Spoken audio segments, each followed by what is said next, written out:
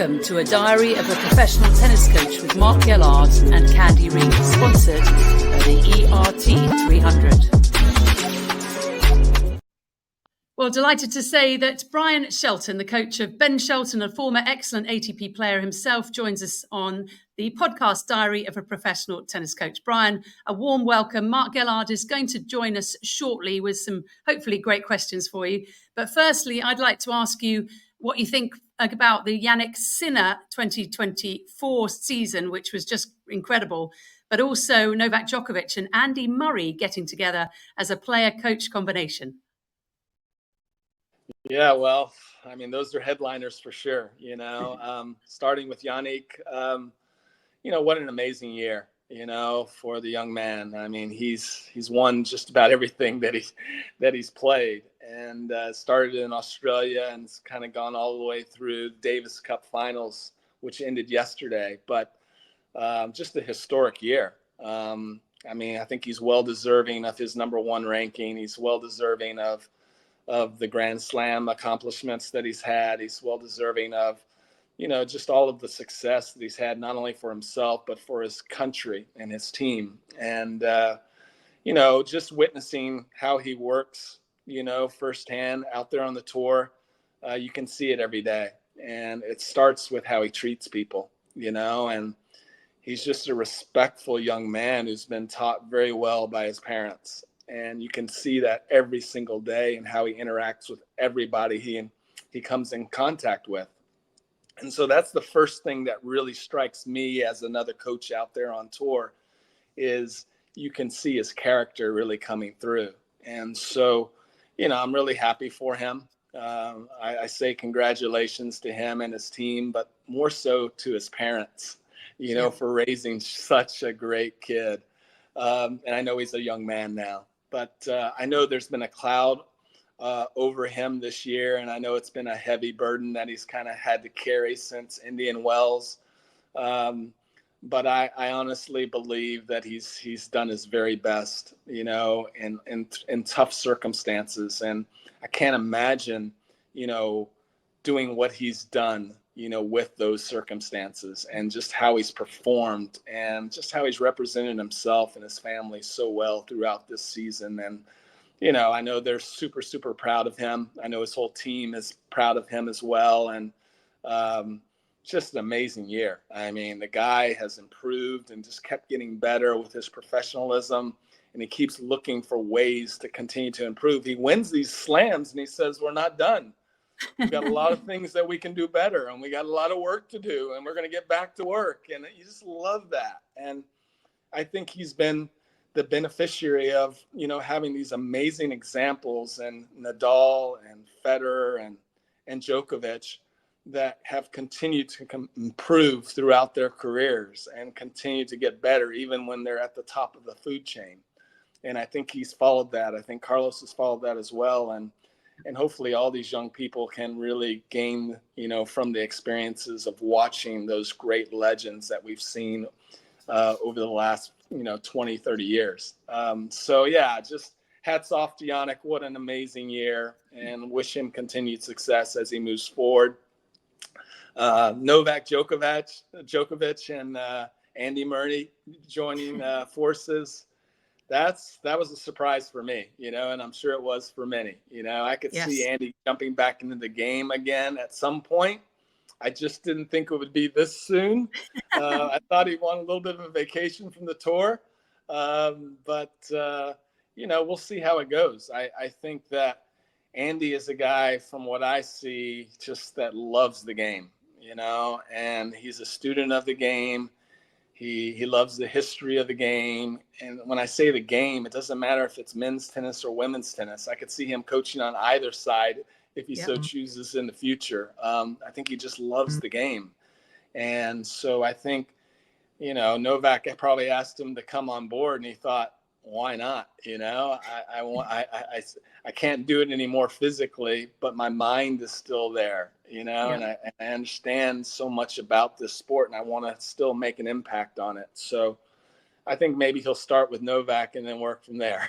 But Novak's certainly a lucky guy to have someone like Andy to join forces with, because obviously two champions, working together, collaborating will be an interesting watch for sure. Bryan, I know I don't want to make this all about Ben, because we all know what a great player he is and everyone's heard about him obviously so much, and this is more for us to get some insights to you as a coach. I'd love to know a couple of questions. One, I have a very strong opinion on this, which is, do you think that we should be allowed to coach during matches? That's part one. That whether it's an on-court or an off-court, like the WTA, we used to have on-court coaching. That's gone, but now we have the off-court. Part one would be that. And then let me start with that first, and then I can follow up with my other question, if that's okay.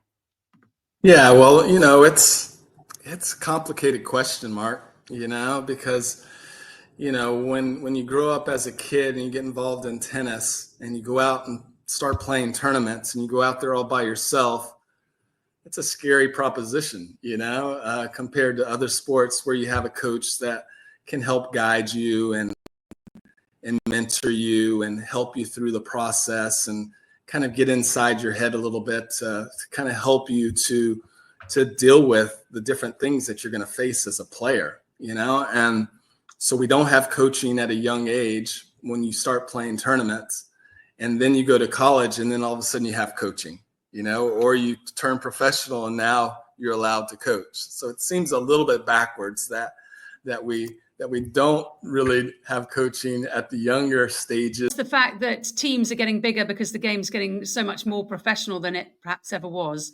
And I'd be interested to know the size of your team compared to when you were playing.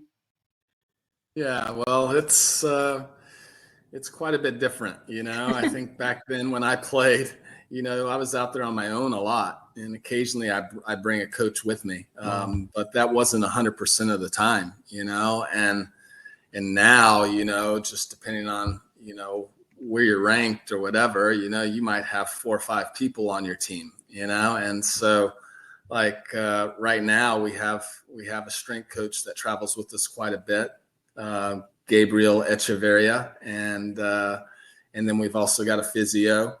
Both of these guys are from Argentina, and our physio, German Huniken, and it's I feel like it's the norm out there on the tour, to have a coach, maybe a secondary coach as well, which we really don't have right now. We do have someone that's going to come and fill a little bit of a role for us this year as a hitting partner for Ben's in certain weeks in the preseason and even throughout the year, a guy that I coached at the University of Florida, that's going to join us for some weeks out there on the road, which will be nice. And so, 4 or 5 guys on the team, and then my wife, who's kind of like the general manager of it all, she handles pretty much everything for Ben at home, as far as real estate stuff, as far as tax information that she's got to get to the right people. She's helping them in so many ways, and you just kind of can't even put a price tag on the value that she brings to this whole operation. And nobody ever talks about her, but without her, none of this happens. I mean, none of this happens from the very beginning. So Lisa is somebody who's probably our MVP, and I think Ben would agree, that she's got the most vital role in keeping everything and keeping everyone in place. So, it's an operation where communication is just so important, because the more people you add, the easier it is for things to go sideways, and so you just want to make sure that everyone's on the same page. And that's kind of my role as well, is make sure that we're all communicating on the same wavelength, and so that Ben's getting one message and that it's a united front. And we don't always agree, but we have a forum where we can sit down and talk about some of those disagreements and make sure that when Ben's involved, especially, that we're all on the same page working together and no one's working against each other. And so that's really, really important, because you got to build that trust. And for things to go well on the tour, it takes a lot. A lot of the pieces have to be working in the same direction. And so with every team, and I've been fortunate to be, a coach of a lot of different teams throughout the years. And so this is no different. You just want to make sure that everyone's motivated that everyone's working together, and that there's really a voice that is consistent that the players receiving day in and day out. Yeah, makes sense completely. I'm sure he's got a great year coming up now. Obviously, this year is always, I find that last year was such a great year for him, and this year he's also had a great year. But I just think this is always the tougher one, right? That second year after you've had that initial success, and next year he's gonna take off again and just be challenging for the slam. So I'm excited for you. Yeah, thank you. Yeah, I think that, when I look at Ben's overall game, I see the areas where he's improved. And when I even look at the results from this year, with the exception of the US Open, Australian Open, he did better in almost every single event that he played. And so he didn't have those huge splashes in those Grand Slams. He had solid performances. I mean, I would have taken those performances every day of the week when I was playing, third round, fourth round, and so I think he really solidified himself. And I think that his base and foundation is much stronger. I think he has a better sense of where he's headed and how to get to where he wants to be. And so, yeah, I'm really excited for him. His motivation is off the chart, as well as his potential, in my opinion. And so just really excited for us to continue this process. I just wanted to ask really quick last question. Obviously, everyone talks to you about his serve and his power. For me, when I watch him play, one of the things I'm interested in is his personality and his mentality of being young and seemingly. I get the impression with him that he likes the show. He likes to have people watching him. Is that something that you think? Because we've talked about that, Magda and I, over the years, is that, she has maybe not always loved, we maybe sometimes prefer being on court 17 in a Grand Slam, where we're a little bit inconspicuous and not the center of attention. Is that something with Ben that you think he was just born with? Is it something he's learned? Is it something you've taught him? How is that come? Because I think it's easy to look at his serve and say what a great weapon that is, but I think that ability to love that stage is something really hard as a coach to teach. And I think that's something that I don't think people talk enough about Ben when he plays.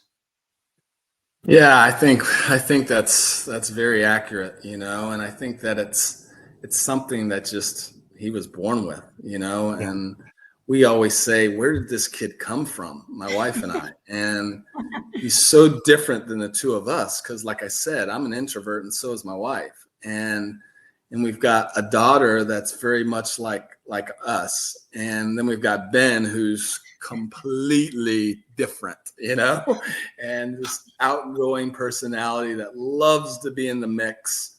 I'm happy just to sit in the back of the room, like I said. And this guy wants to be front and center, and he wants to put on a show. Him and his cousin used to, when they were kids, they'd always want to put on a show for the family, and they'd always have some kind of act that they want to put on and do all this stuff. And he's just always been that way. In every sport that he played, he wanted to be the quarterback, or he wanted to be the point guard. He wanted to be the guy that was in the middle of the action, that was an extension of the coaching staff, and that could go out there and motivate his team and just get everyone fired up and high five every single kid out there and make everyone feel like they're part of something that's really special. And he's just continued that as he's gotten older. And, I see him get in situations on the stadium court, and I think about how I would have felt in the moment and how I would have been paralyzed with fear and just been uptight, especially the first time going into situations like that. I remember watching a lot of players play their first Davis Cup tie, and they just couldn't even function at all. Couldn't move. I mean, just completely lock up. And I keep thinking, like, when I see him in different situations, I'm like, is this going to be the moment that's going to get him?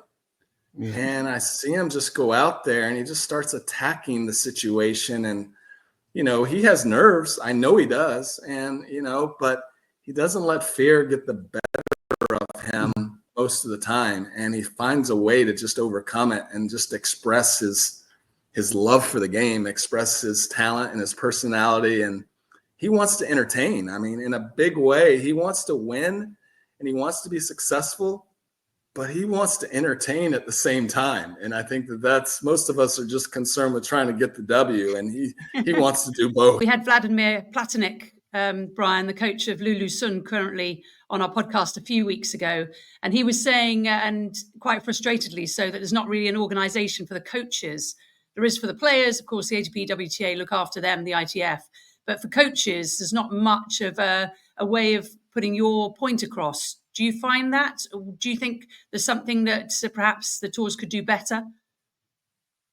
Well, I think that the tour tries to have some education. At least the ATP tour has some meetings for the coaches at different various stops along the way throughout the year. And those are more informative meetings, not so much where we are voicing so many of our opinions, but there's always time for that. But I think in general that it's a player's tour, not a coach's tour. And so especially my particular role as a coach, but also a father, I kind of like to be in the back seat a little bit and let Ben, have most of the experience himself and learn from the things that he's doing out there and not just from me.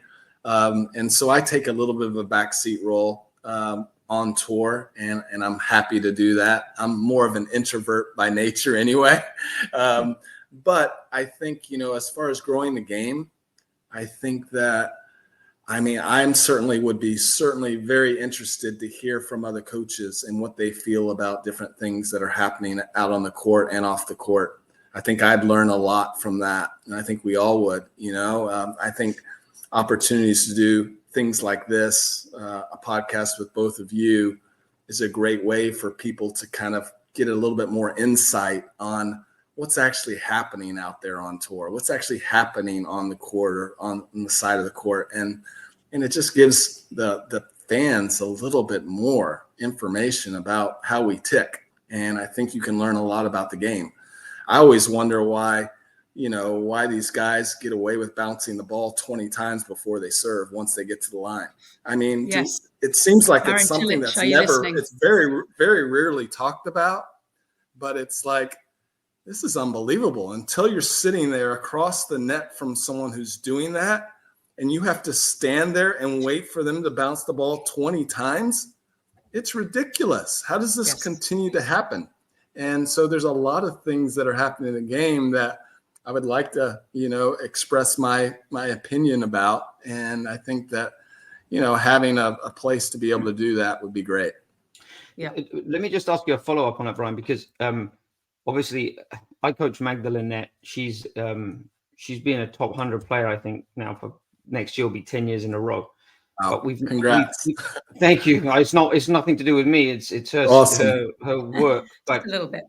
She Ben is obviously he's a very charismatic, exciting young player. He's got a massive career already had and in the future.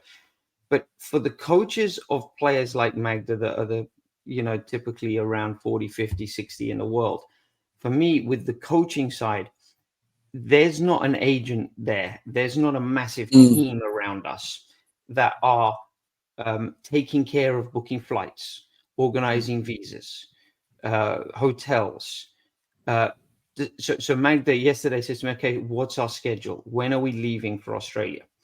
This is for me where the WTA, the ATP tour, I can't speak for them. I don't work on that side, but the WTA needs to do a better job of communicating with coaches. For example, we can log into our player area or our coaching area, but we don't get a lot of the notifications. So when tournaments are canceled, we don't find out till we're the last people to find out if the tournaments are canceled or if new tournaments are added. So a lot of times, what I think the tourists are not quite getting is that, if you're top 20, you probably have an agent that's really part of your team, helping you with the day-to-day operational side. But for us, the reality is that me and Magda are both travel agents. We're, hotel bookers. We're doing the visas. We're doing, this year in New York, we finished the match. We finished the practice the day before the match. We had to finish the practice and get into Manhattan to the Chinese embassy, drop off our passport and make sure we could pick it up within 2 days because that was the next trip.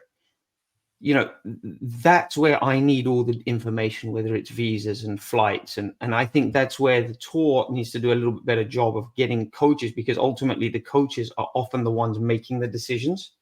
These players, if they're 20 years old, they don't know. They're paying us for our experience. Hey, Magda, I think maybe not so much in Magda's shoes. She's a little more towards the end. But, you know, younger players, Mark, what do you think we should do? Well, I don't have all the information because the WTA don't send us that. We don't see the entry list or the fact sheets. We can't always access this information. And they've got better, but there's a lot of areas where I think that they're neglecting, or not neglecting, but they're failing to recognize that the coach at those lower levels is a little bit of a one, you know, he's the one man show, if that makes sense. Yeah, I think it does. I think, you know, when you talk about, you know, the governance structure for the ATP Tour, for the WTA Tour, and think about the player council and these things. I mean, these are the topics that we should be discussing, you know, absolutely. How do we make it the tour better for all players that are on the tour, not just the top 10 or the top 20, but everyone.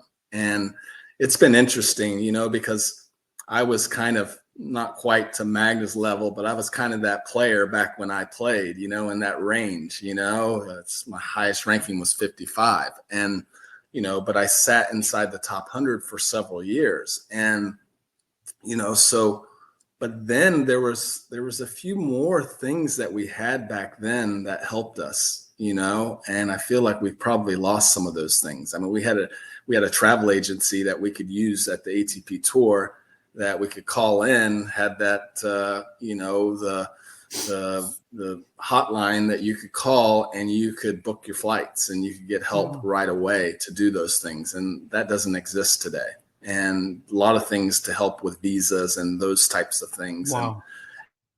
And I think that, you know, when I kind of look at it now, and I was trying to figure that out for us, because right now we're in a position where we're booking our own flights as well and trying to figure these things out. And we actually booked our flight for New Zealand yesterday. And, you know, and sometimes you're finishing a match at 10 p.m. and, you know, you've got to fly out the next day and you got to figure all that out at midnight, you know, to get on a flight. And it would be nice to have someone that you could call to help with that and kind of get you sorted. But I think you're absolutely right. I think we need to figure out how are we going to help everybody on tour and not just the top 10 that are already taken care of, you know, because we know the tour is definitely slanted towards the top. And, you know, whether it's practice courts or opportunities at the site to get on the stadium courts and things like that, it's tough for someone who's ranked 50 or 60 or 70 to have those same opportunities. And I think the coaches, like you said, are the ones that are making a lot of these decisions. And so having that information for us would be very, very helpful. You're 100%. I don't want to sound like we're prima donnas here that can't book our hotels and our flights, but it's just, I think for the people listening, you know, it's a stressful time. This off season, for different reasons for us, is very, very short this year because of Fed Cup finishing late, and then leaving the Australian calendar this year has moved forwards. So we're sort of, you know, 25th of November now. We're leaving the 23rd. We booked the flights yesterday, but then we've got to get these Australian visas done. That's a 4 or 5 day process from getting all that documentation ready, booking the flights, organizing the hotels.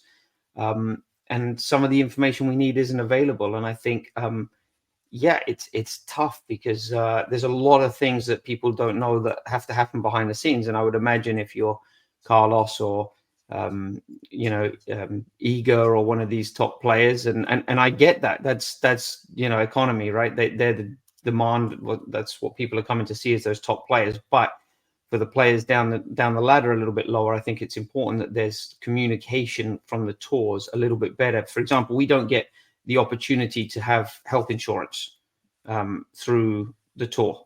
So if we don't have health insurance, I know many coaches on the WTA that travel with nothing. And obviously in the States, that's a real problem if you're traveling to the States.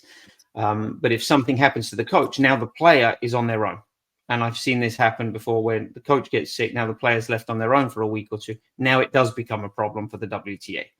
So there's certain things I think that can be done better. It's not an easy fix for sure. It's something that, but I like to gather the opinions of other coaches to see if we're in the same boat or if I'm the oddball. No, I think absolutely. I think you speak for the mass, of coaches. And, it's been interesting because obviously I've only been out on the road on tour for, I guess, Wimbledon 23 was my first year. And so I haven't been out here that long. So it's interesting to be able to speak with someone like you, Mark, and just kind of hear like, these are some of the issues that are going on out here that we need to have rectified. And it makes perfect sense. Yeah, I think that, with the coaching, which I think is pretty cool to be able to kind of converse with the player, out there. I think sometimes it interrupts the fans' experience in how we're seated. Sometimes we're right in the middle of a lot of fans, and you feel like you're in the crowd basically and not really attached to the court. And so you've got to sometimes almost shout across people to get your message to your player.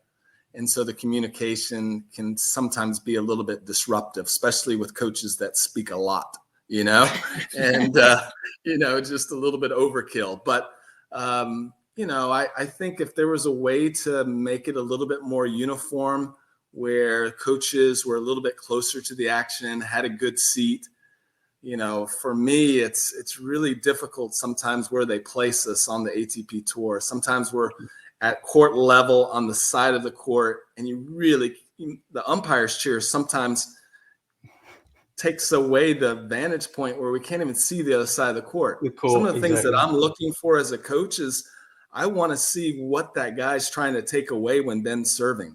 I want to see where the ball's landing on the service line. Is he hitting his spots? Is the opponent hitting their spots with the serve? These are things that matter a lot to see. Like sometimes the guy hits a great return. Well, what do we take from that? Did Ben miss a spot? Was the guy cheating? Was he guessing? I can't even see him sometimes. So those are my only gripes with how it's done on the tour right now. Is I would rather a more uniform seat where we're a little bit closer to the action, have a pretty good vantage point where we can see it. And it's just different from week to week. One week we're behind the court, which is a great place to be when you're on that first row right behind the court because you can see everything. That's the ideal spot. But sometimes we're stuck in a corner at court level and you really can't see the action very well at all. So you have one of the worst seats in the house, actually. So it's kind of tough that way. Yep. I completely agree. I think that's a big one of the discussions we're having amongst the coaches on the WTA side is trying to fix that problem, because if they say that, they keep telling us they value the coaches and that we're an important part of the process and the players' development. But my position was exactly the same as you said. I said half the time we watch matches, I can't see the other side of the court. Magda can't see me if she does need something. I've had a number of occasions where I've got into fights with people in the crowd because they think I'm in their seats. I've got a 15-year-old girl leaning across me trying to take selfies while I'm trying to speak to Magda and, something. And it's chaos. It's absolutely chaos out there. And I think that we should be given a little bit more, I would say respect, but a little bit better of a better treatment for coaches to really be closer to the action, to be undistracted. I can't imagine Bill Belichick or Pep Guardiola having to sit amongst the fans while he's trying to do his job. Yeah, it seems a little bit. I'd love to ask you, Bryan, about the state of US tennis, because, of course, it seems in fine fettle. And I know when I was running my academy after leaving CNN, I just thought when I moved to take over the world, it hasn't turned out to be quite that dominant, but there's so many good players, isn't there, including Taylor Fritz, who's had a remarkable 2024. And then you've got the next run. I mean, the top 20 is absolutely packed. Yeah, I think that we're in a really good place. I feel like, Taylor has led the way this year, and probably in recent years, he's been the leader of the pack, as far as, putting himself in a position to compete for Grand Slams. I mean, getting to the finals of this year's U.S. Open was pretty spectacular, and then to follow it up with how he did at the year-end championships and even his Davis Cup win the other day, just kind of tells you kind of what he is as a player and just how committed he is. I think he's just one of the best competitors in the game, and he plays a lot. He plays a lot of tournaments, and, I think he's doing great things. So he's leading the campaign for the U.S. right now. But I think, like you said, there's a lot of really good players behind him from the U.S. that are coming on strong. We've got a young crop of kids that just keep coming out each year.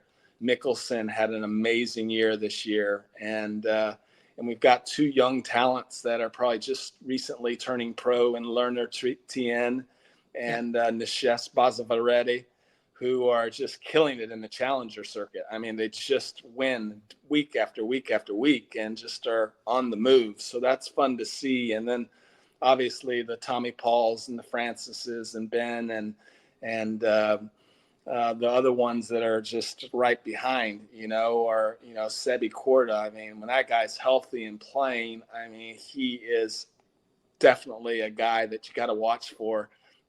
Lead to go deep in slams and eventually maybe win one. And so, I think that on the men's side, we've been lagging behind the women for some time, with Serena and some of the others, and Coco now, and Jess and Emma Navarro, and so many good females that have just been killing it for years.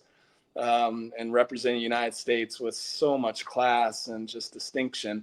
It's nice to have some men that are now kind of pushing for those opportunities, and they are opportunities because Rafa's not there anymore, and Roger's not there anymore, and Novak's still there, and I think he's going to probably be a force in 2025, but he's nearing the end. And so that creates more opportunities for everybody. And obviously Carlos and Jannik are the ones, taking advantage of those opportunities. But I think that there's more for everybody. And for the U.S., I think it's going to be an exciting year as well.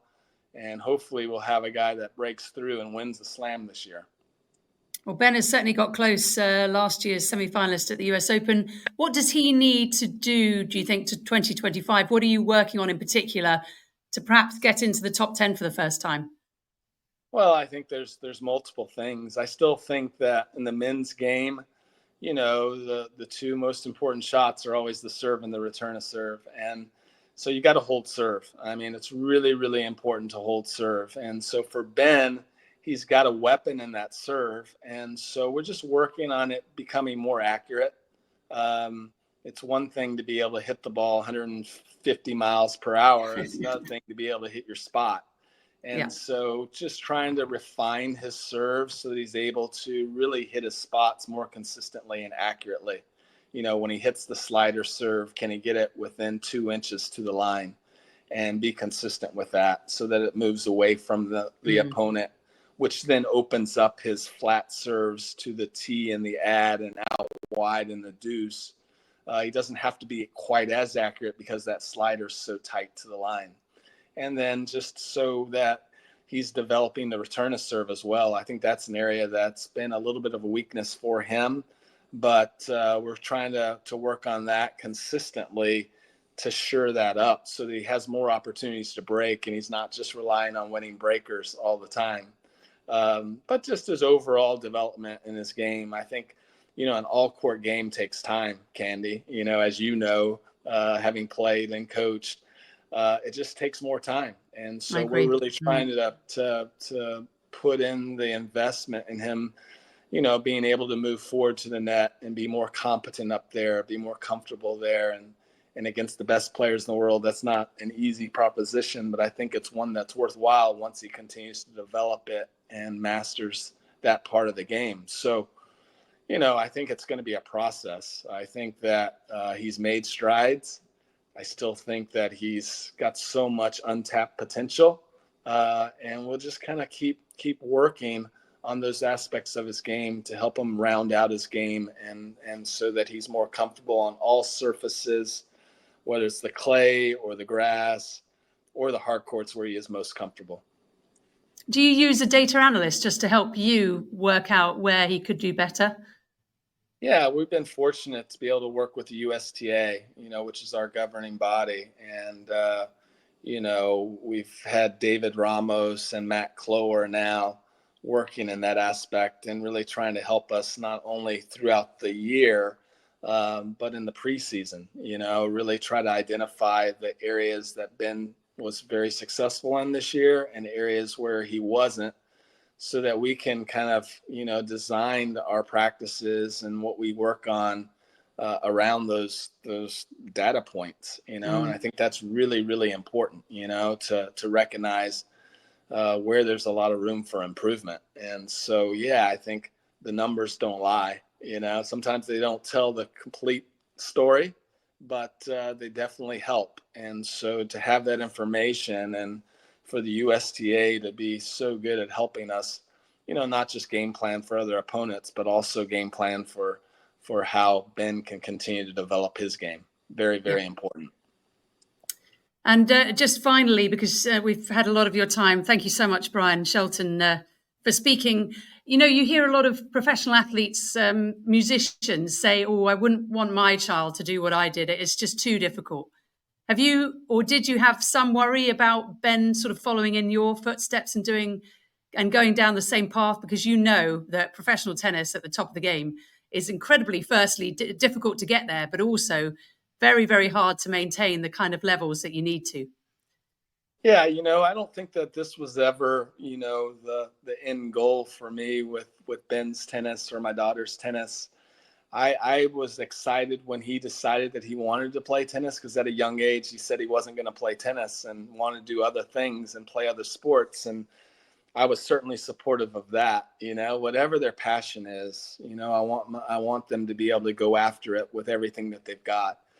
And when he decided that he wanted to play tennis and he wanted to learn about the game, then I thought, well, what a great sport this is for you to get involved in. And so for me, I was excited because I know how much I gained from the experiences that I had in tennis, just the network of people that I've met throughout the years and formed relationships with. That in and of itself was plenty, much less the confidence that I gained from being able to be in different situations and play the tour and play those tournaments on big stages and gain the confidence in myself that I could handle certain situations, and how I learned from the mistakes that I made as well throughout my time, and learning how to lose and learning how to win and learning how to do both with class. I think there's just so many lessons that you learn along the way. And for my kids to have that opportunity to learn from this great sport, I think it's awesome. So no, I was excited when he decided that he wanted to play tennis, and, not thinking that it would lead to a career like this at such a young age. But very thankful for the opportunities that we've had and for just the kids that Lisa and I have, and just for the type of people that they are, not just the players that they are, but the people that they are. And I'm thankful for the platform that Ben has now to be able to impact the game and impact other people and kids that hopefully will be drawn to the game as well because of how they connect with him and his personality and the way that he goes about it with everything that he's got. Will he make mistakes along the way? Of course he will. He's made plenty and he'll make more to come, but hopefully he'll learn from those mistakes and be better for it and be able to one day teach other people through his mistakes and help them to progress and be able to go after their goals as well. And full credit to you and your wife, Lisa, who you mentioned, she's the MVP, because I think I've told you this personally, that I just love watching the two of you interact, because you're always giggling and laughing and treating tennis as it should be, that it is entertainment. It should be fun. There's going to be wins and losses. And And you really have brought up a wonderful boy in Ben, because I've met him a few times and he's just so polite, so civil, so happy to look you in the eye, which is not that common, you'd have to say, amongst professional athletes. You know, there's a lot of head bows and sort of ignoring people that they're not quite sure if they know or not. But Ben is not like that. And I'm sure your daughter is just the same. And you, Bryan, are just a remarkable figure. I really enjoyed your company ever since we met a long time ago. I think you were at Georgia Tech as the women's coach, and I was at CNN in those days. And I knew I liked you straight away, and I'm not surprised at all by the success you had as both a player and as a coach. So congratulations. Continue it in 2025. And I very much look forward to seeing you at the Australian Open. Thank you so much for your time. No, thank you, Candy. Enjoyed being with you and Mark. Just wish you guys all the best for the end of this year and onward in 25. Thank you, Bryan. And we'd love to have you back. So anytime you've got 30 minutes free, come on the podcast and talk more about professional coaching. Thank you.